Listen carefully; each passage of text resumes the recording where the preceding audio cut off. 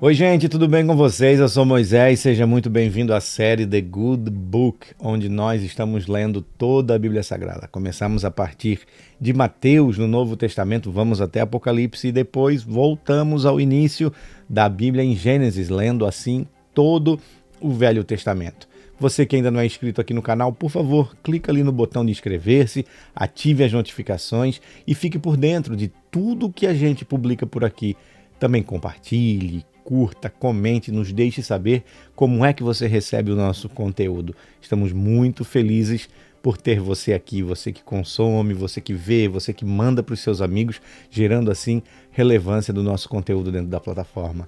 Muito obrigado. Que Deus te abençoe grandemente. Lembrando que nós também estamos nas plataformas de áudio Apple Podcast e também no Spotify. A nossa leitura ela é feita na Bíblia de Estudo John Wesley, da Sociedade Bíblica Brasileira. Dá uma olhadinha aqui. Essa Bíblia é maravilhosa. Você que está acompanhando aí, está vendo os vídeos, está assistindo, você está vendo como a linguagem dela é bem contemporânea, é bem atual, é de fácil compreensão. Sociedade Bíblica Brasileira lançou essa Bíblia aqui. Confere lá.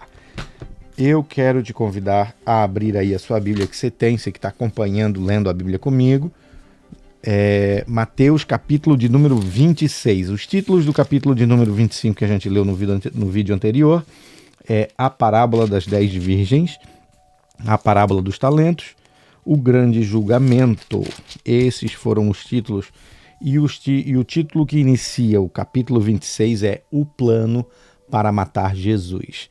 Vamos para a leitura. Quando Jesus acabou de proferir estas palavras, disse aos seus discípulos: Vocês sabem que daqui a 2 dias será celebrada a Páscoa e o Filho do Homem será entregue para ser crucificado.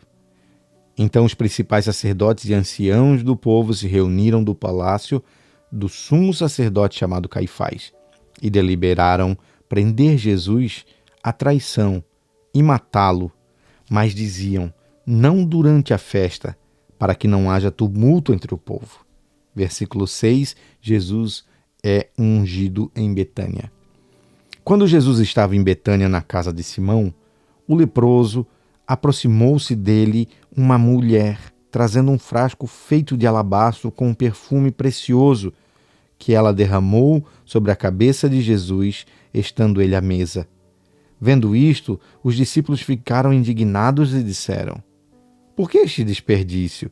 Este perfume poderia ter sido vendido por muito dinheiro para ser dado aos pobres. Mas Jesus, sabendo disto, lhes disse: Por que vocês estão incomodados com esta mulher? Ela praticou uma boa ação para comigo. Porque os pobres estarão sempre com vocês, mas a mim vocês nem sempre terão. Porque derramando este perfume sobre o meu corpo, ela o fez para o meu sepultamento. Em verdade lhes digo que onde for pregado em todo o mundo este evangelho, também será contado o que ela fez para a memória dela. O pacto da traição, versículo 14. Então, um dos 12, chamado Judas Iscariotes, foi falar com os principais sacerdotes. Ele disse: Quanto me darão para que o entregue a vocês? E pagaram-lhe 30 moedas de prata. E desse momento em diante, Judas buscava uma boa ocasião para entregar a Jesus. Versículo 17. Os discípulos preparam a Páscoa. No primeiro dia da festa dos pães sem fermento, os discípulos vieram a Jesus e lhe perguntaram: Onde quer que façamos os preparativos para que o Senhor possa comer a Páscoa?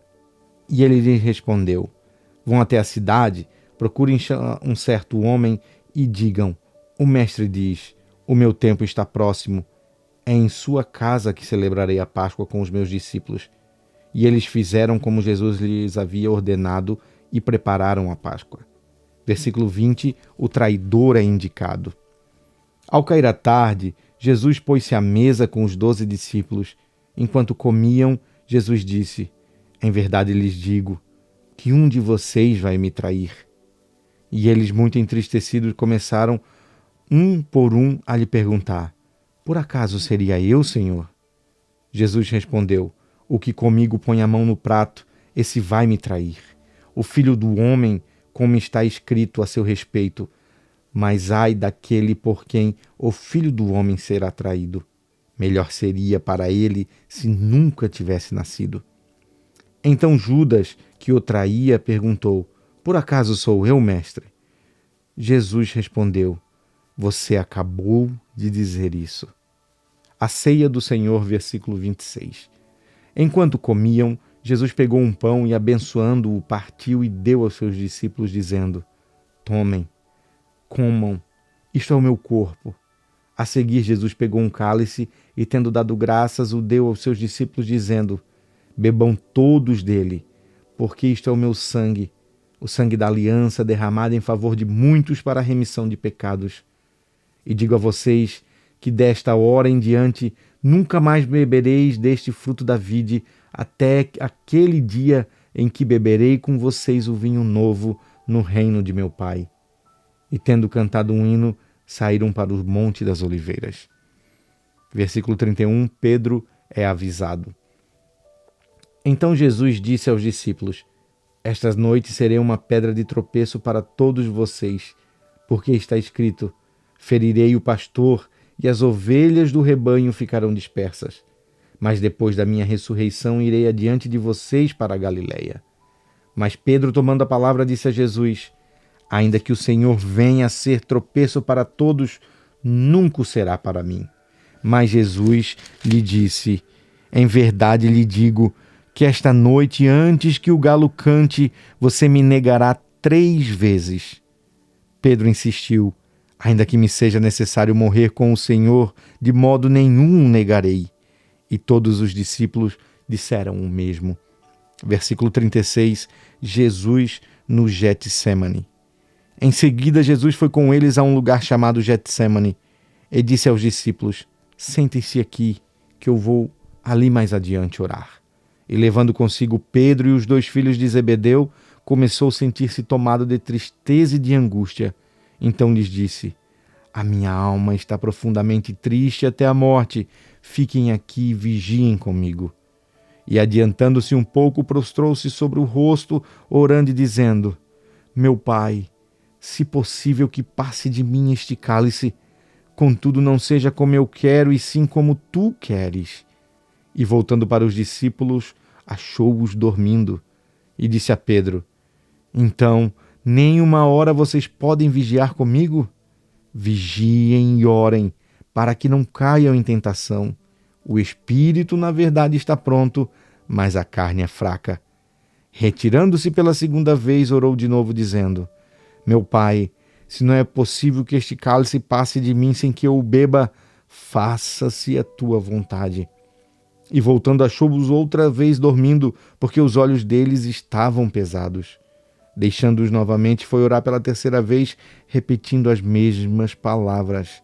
E então voltou para os discípulos e disse: Vocês ainda estão dormindo e descansando. Eis que é chegada a hora, e o Filho do Homem está sendo entregue nas mãos de pecadores. Levantem-se, vamos embora. Eis que o traidor se aproxima. Versículo 47, Jesus é preso. E quando Jesus ainda falava, eis que chegou Judas, um dos 12, e com ele uma grande multidão com espadas e porretes, vindo da parte dos principais sacerdotes e dos anciões do povo. Ora, o traidor tinha dado a eles um sinal: aquele que o beijar é esse, prenda-no. E logo aproximando-se de Jesus, Judas disse: Salve, mestre, e o beijou. Jesus, porém, lhes disse: Amigo, o que você veio fazer? Nisto, aproximando-se dele, agarraram Jesus e o prenderam. E eis que um dos que estavam com Jesus, estendendo a mão, sacou a espada e, golpeando o servo do sumo sacerdote, cortou-lhe a orelha. Então Jesus lhe disse: Coloque a espada de volta no seu lugar, pois todos os que lançam a mão da espada, a espada perecerão. Ou você acha que não posso pedir a meu Pai e ele mandaria neste momento mais de 12 legiões de anjos? Mas como, então, se cumpririam as escrituras que dizem que assim deve acontecer? Naquele momento, Jesus disse às multidões: Vocês vieram com espadas e porretes para prender-me, como se eu fosse um salteador? Todos os dias no templo eu me assentava ensinando, e vocês não me prenderam. Tudo isso, porém, aconteceu para que se cumprisse as escrituras dos profetas. Então todos os discípulos o deixaram e fugiram. Versículo 57, Jesus diante do Sinédrio. E os que prenderam Jesus o levaram à casa de Caifás, o sumo sacerdote, onde se haviam reunido os escribas e os anciãos. Pedro seguia de longe até o pátio do sumo sacerdote, e tendo entrado, assentou-se entre os servos para ver como aquilo ia terminar. E os principais sacerdotes e todo o sinédrio procuravam algum testemunho falso contra Jesus a fim de condenarem ele à morte. E não o acharam, apesar de terem sido apresentadas muitas testemunhas falsas, mas afinal compareceram 2 afirmando: Este disse: Posso destruir o santuário de Deus e reconstruí-lo em 3 dias. E levantando-se o sumo sacerdote perguntou a Jesus: Você não diz nada em resposta ao que estes depõem contra você? Jesus, porém, guardou o silêncio, e o sumo sacerdote lhe disse: Eu exijo que nos diga, tendo Deus vivo por testemunha, se você é o Cristo, o Filho de Deus. Jesus respondeu: É o Senhor mesmo quem está dizendo isso. Mas eu lhe digo que desde agora vocês verão o Filho do Homem sentado à direita do Todo-Poderoso e vindo sobre as nuvens do céu. Então o sumo sacerdote rasgou as suas vestes e disse: Blasfemou! Por que ainda precisamos de testemunhas? Eis que agora mesmo vocês ouviram a blasfêmia. O que vocês acham? E eles responderam: É réu de morte. Então alguns cuspiram no rosto de Jesus e bateram nele, e outros os esbofeteavam, dizendo: Profetize para nós, ó Cristo, quem foi que bateu em você? Versículo 69, Pedro nega Jesus. Pedro estava sentado fora no pátio.